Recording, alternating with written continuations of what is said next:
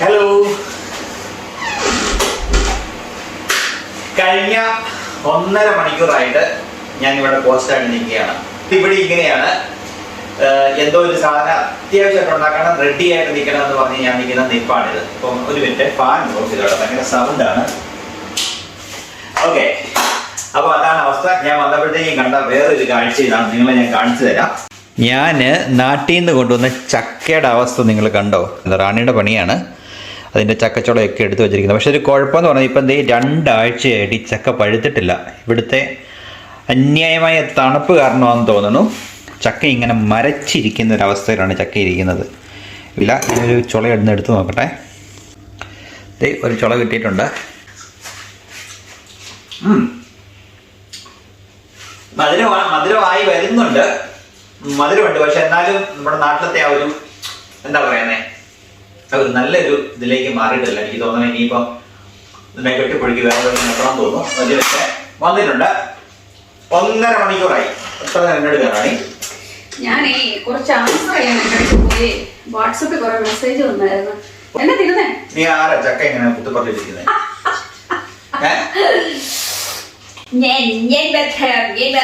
എന്നാ പറ്റിയെന്ന് വെച്ച് കഴിഞ്ഞാൽ സുരേഷ്, ഞാൻ ഓർത്ത് ഇവരെ കാണിച്ചു ചക്ക ഷൂട്ട് ചെയ്തോണ്ടിരിക്കുവായിരുന്നു. ഞാൻ പറഞ്ഞു നിന്റെ കാര്യങ്ങളൊക്കെ പറഞ്ഞിട്ടുണ്ട്, എന്നെ പോസ്റ്റാക്കി നിർത്തിയത്. സത്യം പറഞ്ഞാൽ സംഭവിച്ചെന്താന്ന് വെച്ച് കഴിഞ്ഞാൽ കാണിക്കാം. ഞാൻ കാണിച്ചു.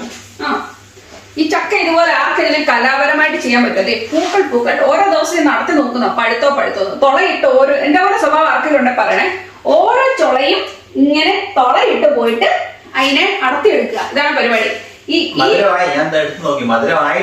മധുരവും പുളിയായിട്ടുണ്ട്. ഈ ഫ്രണ്ടിൽ കാണുന്നതെന്ന് വെച്ച് കഴിഞ്ഞാല് നമ്മുടെ ടിഷ്യൂ പേപ്പർ നമ്മൾ മുറിച്ചപ്പം വെച്ചില്ലേ, അതിന്റെ ക്ലിപ്പ് ഞാൻ കാണിക്കാം. അപ്പച്ചനൊക്കെ വിളിച്ച് അറമാതിച്ച് മുറുക്കണ ദൈവമേ, അവരെ വിളിക്കാൻ ഞാൻ നന്നായി. അപ്പച്ച ഇതുവരെ അവിടെ ചക്ക പഴുത്തില്ല. കഴിഞ്ഞ ദിവസം ഞാൻ ജാക്ക് ഫ്രൂട്ട് എത്തിയിട്ടുണ്ട് കേട്ടോ, പഴുത്തിട്ട് ഞാൻ നിന്റെ അടുത്ത് വരാം. അപ്പച്ചനോട് ഇവിടെ വയറ്റിൽ പോയെന്നാ തോന്നുന്നു, കാണുന്ന ലക്ഷണമായിരുന്നു. അല്ല, എനിക്ക് ഈ ചക്ക അപ്പച്ചനെ കാണിച്ചില്ല, അപ്പച്ചനെ ചക്കയെ പറ്റിയുള്ള സകല ധാരണ. അതുപോലെ ഇതിന് വെയിറ്റ് ഒക്കെ പോയി ഈ സാധനം ആയിക്കൊണ്ടിരിക്കുകയാണ്. ഇവിടെ നമ്മുടെ ആദ്യം ഇവിടെ ഇരുന്നത്, എന്നിട്ട് ഇവിടുന്ന് ഒരു മാറ്റം ഇല്ലാത്തതുകൊണ്ട് ഞാൻ 2-3 ദിവസമായിട്ട് ഞാൻ ചാക്കിന്റെ അകത്ത് കെട്ടി നമ്മുടെ എയറിംഗ് കൊണ്ട് അതുകൊണ്ട് വെച്ചിരിക്കുകയാണ്. നല്ല കവർ ചെയ്ത് ഇപ്പോഴും ഞാൻ മാറ്റിയ ഇപ്പോഴും ചാക്കിനകത്ത് തന്നെ വിളിച്ചിട്ടുണ്ട്. പ്രശ്നം വെച്ചാൽ ഇങ്ങനെ ഈ ഇരിപ്പ് തുറന്നു കഴിഞ്ഞാൽ ഞങ്ങൾ നാട്ടിൽ പോയിട്ട് വന്നാലും ഈ ചക്കയ്ക്ക് വലിയ മാറ്റം വരും തോന്നില്ല. ഇത് ഇങ്ങനെ തന്നെ ഇരിക്കുന്ന ചക്ക ഈ ഒരു വഴിയിൽ എത്തിയിട്ടുണ്ട്. പക്ഷെ നല്ല മധുരമുണ്ട്, പുളിയും ഒക്കെ വന്നിട്ടുണ്ട്. എനിക്ക് ഒരു ഒരാഴ്ച കൊണ്ട് ശരിയാവുമായിരിക്കും. അല്ല, എനിക്ക് തോന്നുന്നത് നേരത്തെ തന്നെ അത് ചാക്കിനകത്ത് വല്ലതും കിട്ടി നമ്മുടെ ചൂടുള്ള സ്ഥലത്ത് വെച്ചിരുന്നെങ്കിൽ നന്നായി അത്. പക്ഷെ പറഞ്ഞിട്ട് ചക്ക കൊണ്ട് ഞാൻ പലതും ഉണ്ടാക്കി. ഇങ്ങനെ പോയ ചക്ക തിന്നെ ഞാൻ വെറുതെ വിടത്തില്ല, മുള്ളു പോലും ഞാൻ വെറുതെ വിടത്തില്ല, ഞാൻ കഴിച്ചു തിന്നും.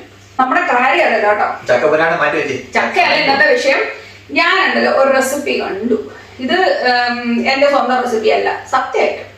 അപ്പോൾ എന്തായാലും ഞാൻ ഇതിനകത്ത് ചെറിയൊരു മാറ്റം വരുത്തിയിട്ട് നമുക്കൊരു ചെയ്യാന്നാണ് ഞാൻ വിചാരിക്കുന്നത്. എങ്ങനെ വരുമെന്ന് അറിയത്തില്ല, ഞാൻ ഇതുവരെ ട്രൈ ചെയ്തിട്ടില്ല. അപ്പൊ ഞാൻ പറഞ്ഞു സുരക്ഷയുടെ കൂടിക്കും. അപ്പൊ ഞാൻ തന്നെ ഇതിന്റെ അത് ഒത്തില്ലെങ്കിലും ഞാൻ തന്നെ അതിന്റെ പാവഭാരം ഞാൻ ഏക്കണ്ടല്ലോ. സുരക്ഷയുടെ മണ്ടയിൽ കൂടെ വെക്കാതെ വെച്ചാൽ സുരക്ഷയുടെ കിട്ടുന്ന കിടിയെ.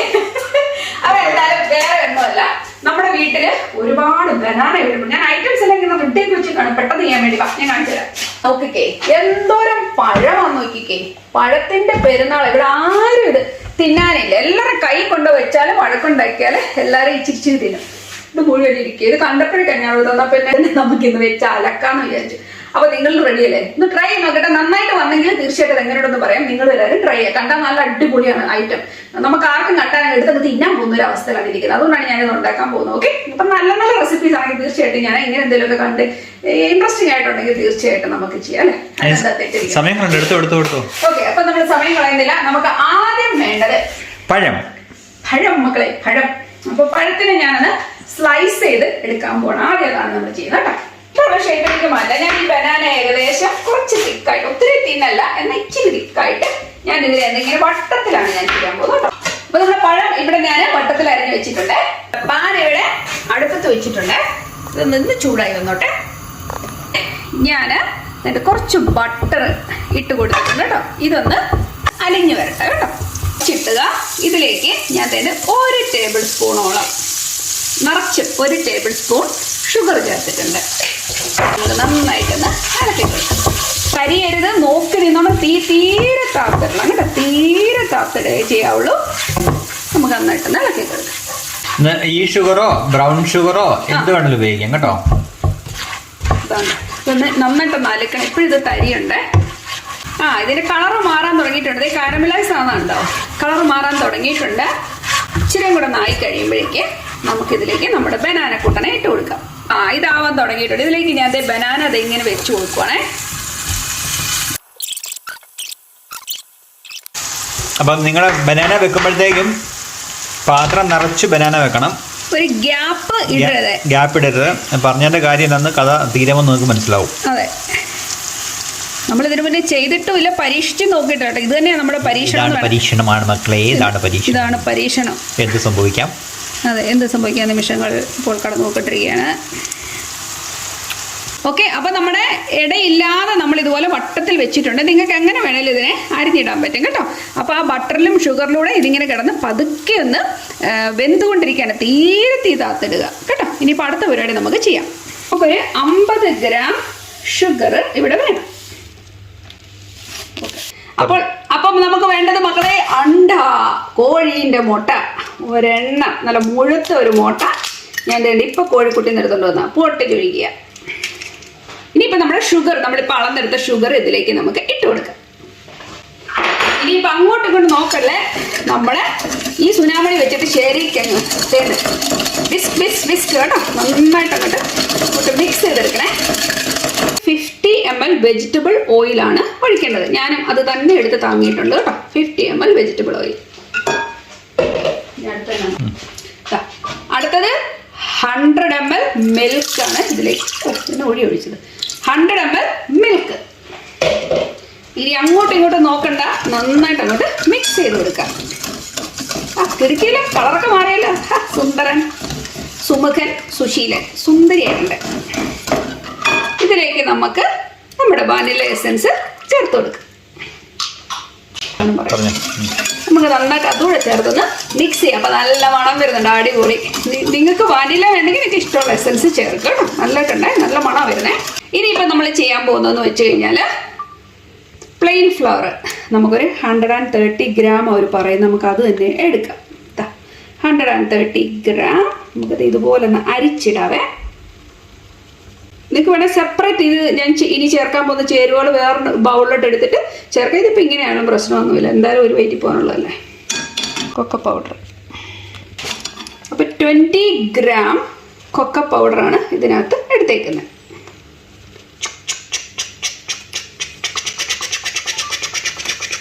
കേട്ടോ, തരിയെല്ലാം മാർക്കറ്റ് സുന്ദരിയായിട്ട് വന്നിട്ടുണ്ട്.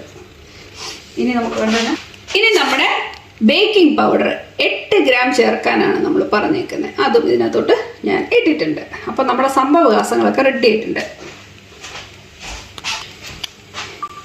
ഇനി നമ്മൾ നന്നായിട്ട് നമ്മൾ ഇളക്കി കൊടുക്കണം.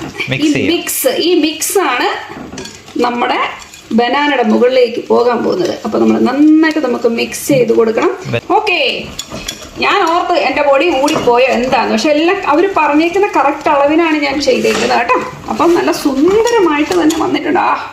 നോക്കാം, അതിൻ്റെ കൺസിസ്റ്റൻസി നിങ്ങൾ മറന്നു പോലെ സുന്ദരി കൺസിസ്റ്റൻസിയാണ് കേട്ടോ. കിടക്കാച്ചയായിട്ടില്ലേ, സൂപ്പർ.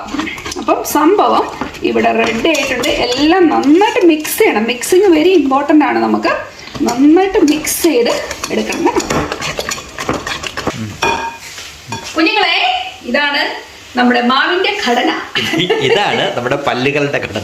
പല്ലിന്റെ ഘടന എന്ന് പറഞ്ഞാൽ നമ്മുടെ മാവിന്റെ അവസ്ഥ. നല്ല കൺസിസ്റ്റൻസി, നന്നായിട്ട് ബേക്ക് ചെയ്യാൻ അറിയാവുന്ന ആളുകളൊക്കെയാണ്. അപ്പൊ എന്തായാലും നമുക്ക് ഇവനെ നമ്മുടെ പണി കഴിഞ്ഞു. ശരിക്കും പറഞ്ഞാൽ നമ്മുടെ പണി കഴിഞ്ഞു. ഇനി ഇവനെ നമുക്ക് ഇതിന്റെ പുറത്തോട്ട് ഒഴിച്ചു കൊടുക്കുക എന്നുള്ള പണിയാണ് നമുക്കുള്ളത്. ഞാൻ ഫ്ലെയിം ഒന്ന് മാറ്റി വെക്കട്ടെ കൂട്ടാ. ഈരത്താത്താണ് വെച്ചേക്കുന്നത് കേട്ടോ. ഇനിയിപ്പം നമ്മുടെ ഈ മിക്സിനെ ഇതിന്റെ മുകളിലേക്ക് ഒഴിച്ചു കൊടുക്കാം. കേട്ടോ, ഈ മിക്സിനെ ഇങ്ങനെ ഒഴിച്ചു കൊടുക്കണം. തോന്നാണോ മറ്റത്? പാത്രം, നമ്മുടെ പാത്രം വലുതാണ്. അതായത് നമ്മൾ കുഴപ്പമില്ല, നമ്മൾ അഡ്ജസ്റ്റ് ചെയ്യും. പക്ഷേ ഇത്രയും വലിയ പാത്രം എടുക്കുന്നവര് കുറച്ചുകൂടെ ക്വാണ്ടിറ്റി കൂടുതൽ എടുക്കണം അല്ലേ? മൈദയുടെ ക്വാണ്ടിറ്റി കൂടുതൽ എടുക്കണം.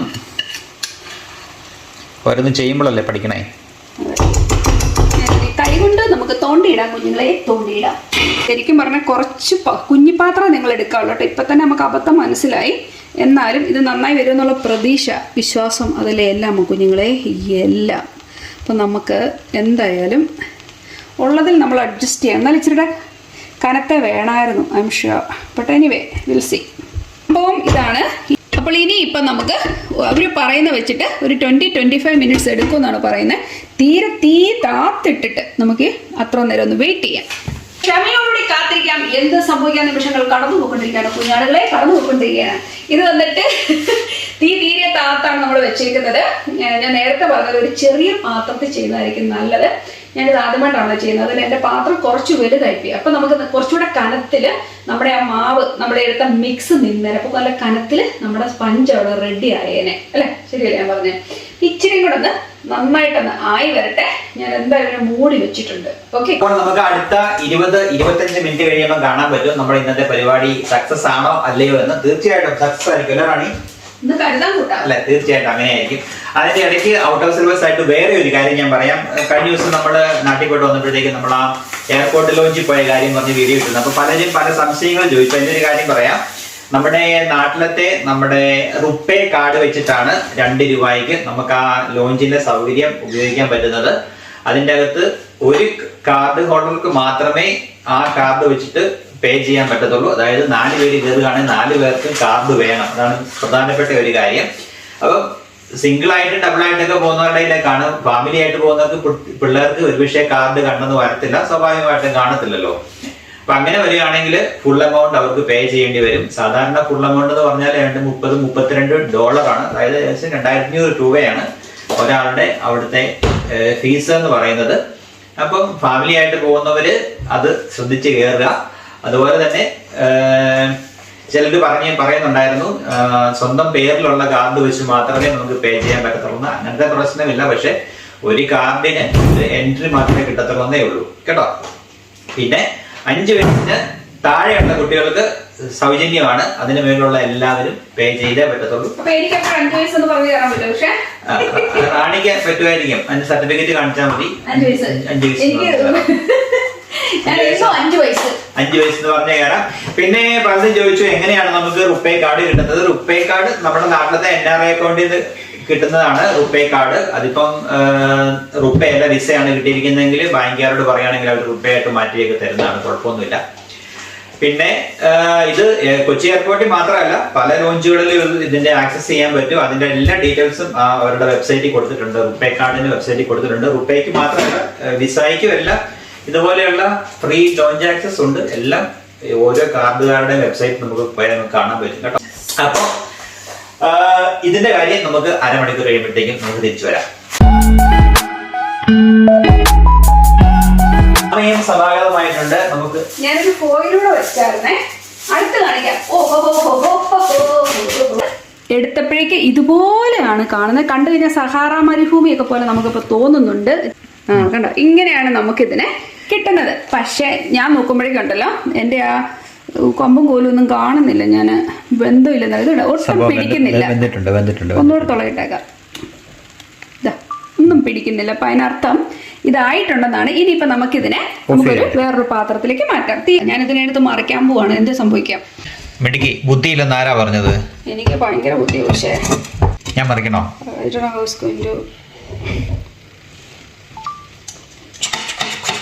അയ്യോ, ഈ പാത്രത്തെ ഇപ്പൊ പിടിക്കാൻ ആരുമില്ല. താഴത്തെ പാത്രത്തെ അയ്യോ, നിന്നെ ശരിക്കും 5 വയസ്സുകാരോട് തന്നെ കയറ്റും അവിടെ ലോഞ്ചിന്റെ അകത്ത്.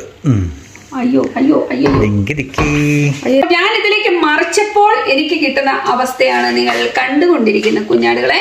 നമുക്ക് കുറച്ച് പഴം നമ്മുടെ കരിഞ്ഞിട്ടുണ്ട്. ഇത് കാണുമ്പോഴേ നിങ്ങൾക്കറിയാം എന്താണ് ഇവിടെ വന്നേക്കുന്നത്. ശരിക്കും നമുക്ക് ഈ കളറിലായിരുന്നു കിട്ടേണ്ടിയിരുന്നത് എല്ലാം. അത് തന്നെ, നമുക്ക് ഈ കളറില് ഇത് കിട്ടേണ്ടിയിരുന്നു. ഇതുപോലെ കിട്ടണം കേട്ടോ.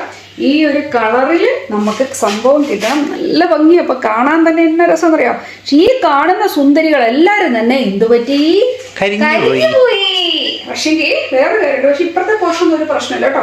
ഇതിന്റെ ആ ജസ്റ്റ് ബേസിലെ ആ ഒരു കുഞ്ഞിരിക്ക ലെയർ മാത്രമേ പ്രശ്നം പറ്റിയിട്ടുള്ളൂ. പക്ഷെങ്കിൽ ഇപ്പോഴും നമ്മളിങ്ങനെ പൊളിച്ചു നോക്കുകയാണെങ്കിൽ ഇവിടെ ഒരു പ്രശ്നങ്ങളും നമുക്ക് പറ്റിയിട്ടുമില്ല. ഓക്കെ, അപ്പൊ എന്തായാലും നമ്മളൊരു ശർക്കര അത് തണുത്തതിന് ശേഷം ഇതിനെ മുറിച്ച് നമുക്ക് കഴിച്ചു നോക്കാം എങ്ങനെയുണ്ടെന്ന്. എന്തായാലും ഉണ്ടാക്കിയാൽ അനുഭവിക്കണമെന്നാണല്ലോ. പക്ഷെ വേറൊരു കാര്യമാണ്, ഞാൻ തൊട്ടിങ്ങനെ നോക്കുമ്പോൾ നല്ല പഞ്ഞി പോലെ ഇരിക്കുന്നേ, നോക്കി നല്ല പഞ്ഞി പോലെ ഇരിക്കുന്നത്, അടിപൊളിയാ, സൂപ്പർ ഡ്യൂപ്പറായിട്ട് തന്നെ വന്നിട്ടുണ്ട്. ഈ ഒരു പ്രശ്നം ഒഴിച്ചു കഴിഞ്ഞാൽ കേട്ടോ. ഞാൻ ഇതിനെപ്പറ്റി ഇങ്ങനെ ആലോചിക്കുകയാണ്, എന്തുകൊണ്ട് ഇവൻ കരിഞ്ഞു കാരണമുണ്ട് കേട്ടോ. ഞാൻ കണ്ടുപിടിച്ചതെന്ന് വെച്ച് കഴിഞ്ഞാൽ നമ്മുടെ പാനിനകത്ത് നമ്മൾ ആദ്യം ബട്ടർ ഇട്ടു, അതിനുശേഷം ഷുഗർ ഇട്ടു. ഓക്കെ, അതെല്ലാം ചെയ്തതിന് ശേഷമാണ് നമ്മൾ ഇതിനെ മാവ് നമ്മൾ എന്താ വെച്ചാൽ ഈ മിക്സ് നമ്മൾ അതിന് മുകളിൽ ഒഴിച്ചത്. സംഭവിച്ചെന്ന് വെച്ച് കഴിഞ്ഞാല് ഈ കരിഞ്ഞ ഭാഗത്ത് ശരിക്കും പറഞ്ഞ ആ ബട്ടറോ ഷുഗറോ ആ ഒരു പോർഷൻ വന്നിരുന്നില്ല. എന്ന് വെച്ചാൽ അത് അങ്ങോട്ടും ഇങ്ങോട്ടും ഒഴുകി ആ സൈഡിൽ വന്നു. അപ്പൊ അതേ വന്നിരുന്ന സ്ഥലത്ത് എല്ലാരും നല്ല കളറായി, നല്ല ഭംഗിയായിട്ട് പെർഫെക്റ്റ് ആയിട്ട് വന്നിരുന്നുണ്ട്. അപ്പൊ ഇവിടെ വന്നപ്പോഴേക്ക് അത് നമ്മൾ ഒഴിച്ച സമയത്ത് അതിൽ നിന്ന് വിട്ടു നിൽക്കുമായിരുന്നതിന് അർത്ഥം, അധികം അവിടെ ഇല്ലായിരുന്നു എന്നുള്ളതാണ്. അപ്പൊ നിങ്ങൾ ചെയ്യുമ്പോഴേക്ക് ചെറിയ പാത്രത്തിൽ ചെല്ലുമ്പോൾ തന്നെ ഇവരെല്ലാവരും ഒരുപോലെ നികന്ന് നല്ല പെർഫെക്റ്റ് ആയിട്ട് നിൽക്കും. അതിന്റെ മുകളിൽ നിരത്തി കഴിയുമ്പോഴാണ് എല്ലാവരും കരിയാതെ നമുക്ക് കിട്ടുന്നത്. എന്തായാലും ബാക്കി പ്രശ്നമൊന്നുമില്ല. നമ്മുടെ കേക്ക് പോലെ ആ വന്ന ഭാഗം, ആ സ്പഞ്ചിന്റെ ഭാഗമൊന്നും ഒരു പ്രശ്നം തന്നെ വന്നിട്ടില്ല കേട്ടോ. എക്സലന്റ് ആയിട്ടില്ല. നമുക്ക് ഇതിനെ മുറിച്ച് കഴിച്ചു നോക്കാം. ഏതായാലും നമ്മൾ ഇതെല്ലാം പരിഹരിച്ച് നമ്മൾ ഒന്നുകൂടെ ഉണ്ടാക്കും. ഇത് നമുക്ക് ഇനി ബനാന നീളത്തിൽ അരിഞ്ഞ് ചെയ്യാം. നമ്മൾ എന്തും ചെയ്യുന്നതായിരിക്കും, നമ്മൾ ചെയ്യും. അപ്പോൾ നമ്മളിത് മുറിക്കാം. Happy birthday to me, happy birthday to me, happy birthday to Rani. സ്വയം ഹാപ്പി ബർത്ത്ഡേ പറഞ്ഞു. Happy birthday to you. Okay, അപ്പോൾ സുന്ദരിയും സുശീലയും രുക്മിണിയും ആയി വന്നിരിക്കുന്ന നമ്മുടെ കേക്കിനെ നമ്മൾക്ക് കാണാം കുഞ്ഞാടുകളെ. അയ്യോ താഴ്പോയി, ഞാൻ എടുക്കാം. നമ്മുടെ കേക്ക് നല്ല സുന്ദരമായിട്ട് നല്ല സ്പഞ്ചായിട്ട് എന്നെ പഞ്ഞു പോലെ ഇരിക്കുന്നത് നോക്കിയേ. ഇനിയിപ്പം ഞാൻ കഴിക്കാം. ഞാൻ ആദ്യം കഴിക്കാം, എന്നിട്ട് സുരേഷിന് കൊടുക്കാം. ഇനി എന്തെങ്കിലും എനിക്കല്ലേ പറ്റത്തുള്ളൂ. വിഷമുണ്ടോ? കഴിക്കേ,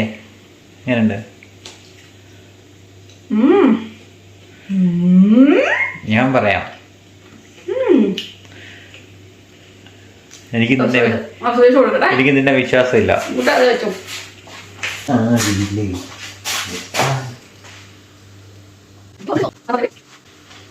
നന്നായിട്ട് വന്നു. തമാശയായിട്ടല്ല, വന്നു.